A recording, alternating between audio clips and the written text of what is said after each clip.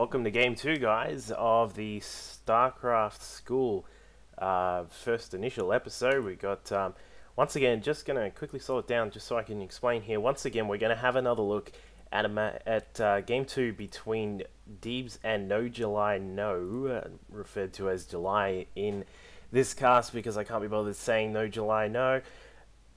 Just to quickly reiterate again, as from game 1, this is going to be not your standard sort of commentary just on how the game plays out, that sort of thing.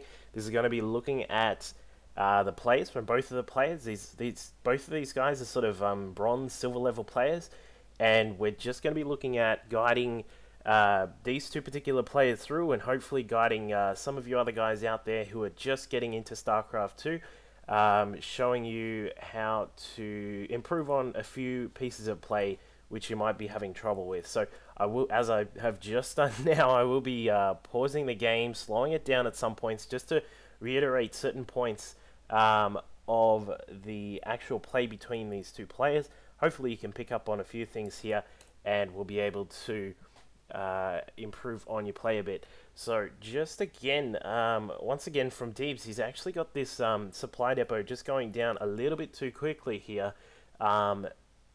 Normally, as I said in game 1, what you want to do is get your 10th SCV should be just starting building, and then just after that is when you should be putting the supply depot down.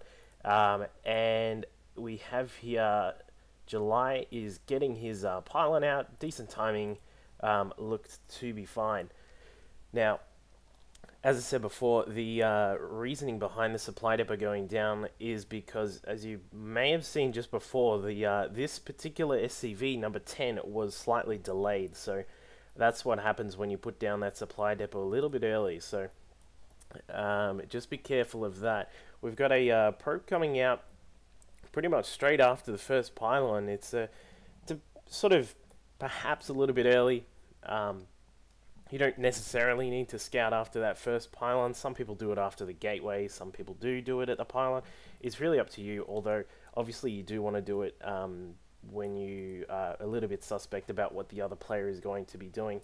As we can see here, I slowed it down a little bit. Hopefully what you want to see from like sort of another sort of move to help you advance your play style is to try, especially if you're against the Terran, is to put your scouting worker onto whichever SCV you can see building something. So in this case here, you'd want to see this probe attacking the SCV that's on the barracks, but you know, as I said, this is sort of evolving play slowly. So both players are getting their gas pretty quickly there. Standard sort of timings, I suppose, from both of them, but obviously we'll be seeing them getting some tech out, I suppose. Nothing too rush like early. We have nice chrono boost going on July's Nexus, keeping that all nice and tidy. Early Marine coming out here to get rid of this scouting probe, you would assume. One key thing here, I'm going to pause it, is this play here without getting the orbital command. It's really something you want to be careful of, especially in when you're still trying to get used to how the game works. Is once you have your racks, you really want to get the orbital command straight away. He sort of delayed it by one SCV here. Hopefully he'll pick it up and actually get it straight away. But that is just one key thing to be careful of, is that you really do need to get the orbital command as soon as possible. Mainly because it benefits your mineral income, of course. When you use a mule, it's like a mule is something like 250, 260 minerals pretty much straight away. So just make sure you're keeping on top of that, and make sure you do get it at a nice timing, which is essentially straight away once once your first racks is done.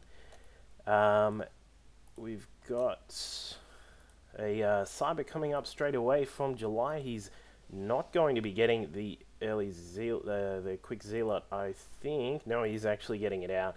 He's going to stick with this play of getting one zealot out. As I said in the previous game, it's purely up to you if you want to get that quick zealot out. Theoretically, as one zealot at the start isn't going to do too much, because if your Terran opponent has Reapers, a zealot is never going to kill a Reaper, providing you have some at least some semblance of micro with the Terran player. Just note that he still hasn't got the orbital command. So usually it's best to get like a stalker out quicker than the Zealot. But as I said, it's purely up to the player and how you feel the situation is going with your opponent. He's finally getting this orbital command up, and he is also grabbing the factory straight up, as I think we've got... he's going to be doing the same sort of build that he did in the last game, which worked quite effectively. July is actually going to be trying his own strategy, which is a different one this time. He's going to be grabbing an early Nexus. He's only going to have this one gate for unit production, which is going to be interesting, because if he can hold off any early pressure from Deebs, then this Nexus is actually going to give him a nice little edge. So the Nexus does go down at 26 supplied, but note that he is actually supply blocked now because he's put that down, and he's just been getting out some Stalkers and a Stalker and some Zealots. So really needs to get down the pylon. One thing, just a smaller sort of thing here is, instead of like what he's done here, he's queuing up a couple of pylons is fine. Make sure that you, as you can see, I left the game there because I dropped out, so I haven't actually seen this game. We've got this probe just sitting here. One thing that I've noticed that happens with July is that he tends to not shift queue probes to get back onto minerals, and so that often leaves a probe or two lying around the base doing nothing. So that's something he really wants to, he should really get on top of if he wants to evolve his game a little bit further. As we can see, we've got with this build from Deebs, he's got these the Marauder and the two Marines out, which are going to come up and try and cause some pressure up here. Hopefully they'll come out in a second. But this is a nice little force just to poke in and see what's happening. Some of you guys will know what I'm talking about from the 3-2-1 build, which you may have seen on the forums, where you get 3 racks, 2 starports, and a factory, which gives you the ability to get out some Banshees and Marines and a couple of Marauders if needed to actually really push hard on the enemy. And just at the start, though, you sort of need to try and push with this initial force which he's got here, which hopefully he'll actually do something with in a moment. We've got Chrono going on the gateways. It's sort of dependent, once again, based on your scouting information, how you actually use your Chrono. Normally at the start of a game, you'd probably want to use your Chrono on getting the warp gate tech done here from the cybernetic score. As I said, it's a bit dependent, but generally that's what you want to do, because you need that warp gate tech to finish as quick as possible, because it is extremely useful. Now, as you can see, Deebs is actually doing a slight adaptation of this build here. He's got a tank, and he actually has some extra Marauders.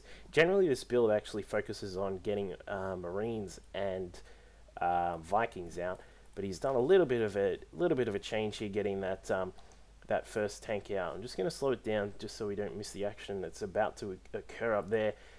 Nice saturation with the SCVs here, doing a really good job with his economy there. You know, we've got just before we let this battle go ahead, once again, just watching the positioning of the units and this sort of thing. Nice little, nice line here on the Stalkers. The Zealots are in front, as we mentioned in the first game. If your Zealots are stuck behind the Stalkers, it can be a bit troublesome to get them out. And then if they don't get out from behind the Stalkers, they're going to be completely useless, because they're not going to be taking any damage, and they're not going to be doing any damage, which they do in with gusto to these Marines. So this little force here is going to do a nice job of pushing up.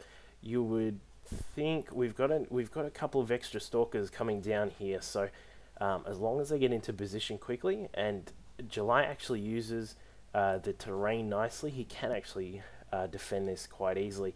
Note the pylon here, much like in Brood War, having a pylon out in just in front of like this little no man's land of your natural is actually a really good little strategy you can pull off, because you can actually force, number one, you can force a bit of like a wall